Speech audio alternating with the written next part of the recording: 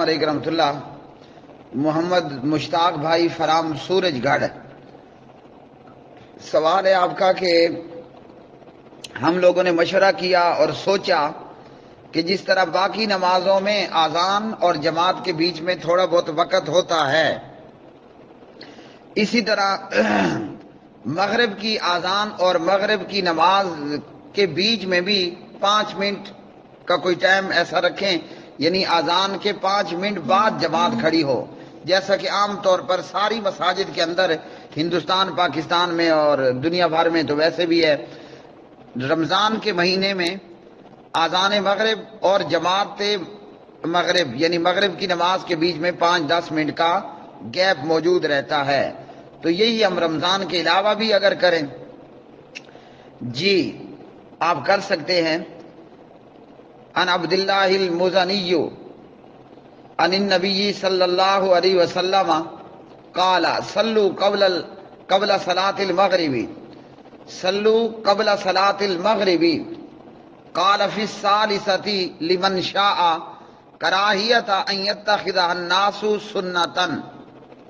یہ صحیح بخاری ہے اور حدیث نمبر ہے 1183، 1183 نمبر۔ راوی یہ حدیث ہیں حضرت عبداللہ مزنی رضی اللہ تعالی عنہ۔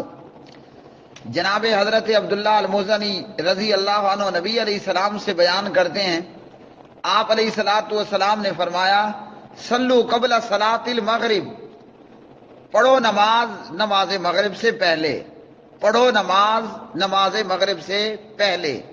اور تیسری مرتبہ میں آپ نے کہا جو چاہے، جس کا دل چاہے پڑھنے کو وہ جو ہے وہ پڑھے، یعنی کوئی ضروری نہیں ہے۔ کیوں؟ اس وجہ سے کہ کہیں لوگ اس کو سنت مؤکدہ نہ بنا لیں۔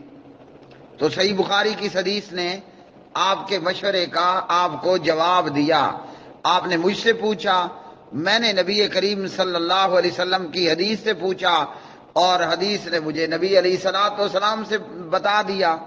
اب اس میں آپ دعا کریں امام بخاری رحمۃ اللہ علیہ اور دیگر محدثین کے لیے، اللہ تعالیٰ ان کی قبروں کو جنت کا باغ بنائے، اپنے پیغمبر کے ہاتھوں انہیں اور ہمیں کوثر کا پانی پلائے، اور جنت الفردوس میں اللہ سبحانہ و تعالیٰ خاص اپنے کرم و فضل سے اپنے پیارے نبی جناب حضور نبی کریم علیہ الصلاۃ والسلام کا پڑوس عطا فرمائے۔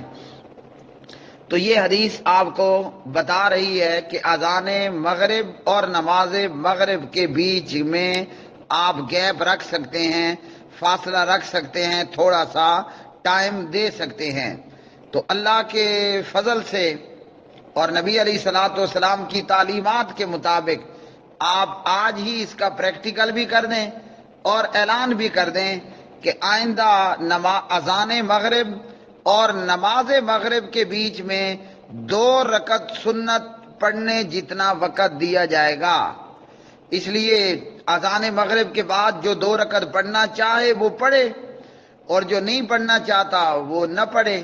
اور یہ کہ آنے والوں کو اتنا علم ہو کہ اذان مغرب کے بعد اتنا وقت ہوگا، یعنی وہ کم سے کم آپ 5 منٹ لگا لیں کہ ایک بندہ 5 منٹ کے قریب کچھ زیادہ وغیرہ وہ 2 رکعت پڑھ لے، تو آپ خود نماز مغرب کے لیے جب اذان ہو تو اذان مغرب کے بعد 2 رکعت ادا کریں، اور اسی طرح ان 2 رکعتوں کے بعد پھر آپ اقامت کہیں اور نماز مغرب کی جماعت کرائیں، جیسا کہ دنیا بھر میں کتاب و سنت کے حاملین کے ہاں یہ تقریباً طریقہ موجود ہے، اور جیسا کہ یہی طریقہ، یہی حدیث، اس کا پریکٹیکل آپ کو حرمین میں بھی نظر آتا ہے۔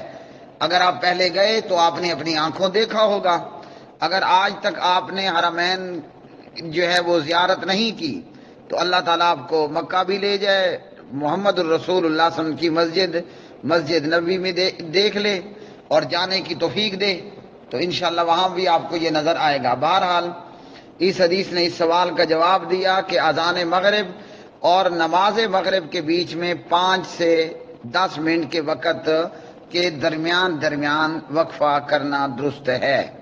اور یہاں اتنا بھی سن لیں مزید، صحابہ کا اس حدیث پر کتنا عمل تھا؟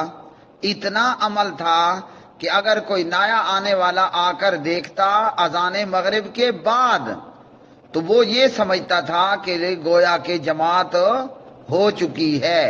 یعنی صحابہ کرام اتنے ذوق شوق سے اور اتنی تعداد میں ان 2 رکعتوں کو پڑھتے کہ دیکھنے والا یہ سمجھتا تھا کہ گویا نماز مغرب ہو گئی ہے اور نمازی بقیہ نماز سنت نوافل ادا کر رہے ہیں.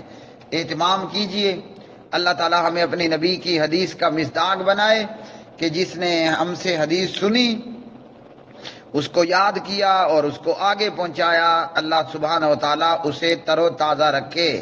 اور ایک اور حدیث بھی سن لیں. کیا یاد کریں گے کہ نبی علیہ الصلوۃ والسلام نے فرمایا جس نے کوئی اچھا طریقہ اختیار کیا تو جتنے بھی لوگ عمل کریں گے وہ طریقہ ایجاد کرنے والوں کو بھی ثواب ملے گا اور کرنے والوں کے ثواب میں بھی کٹوتی نہیں ہوگی.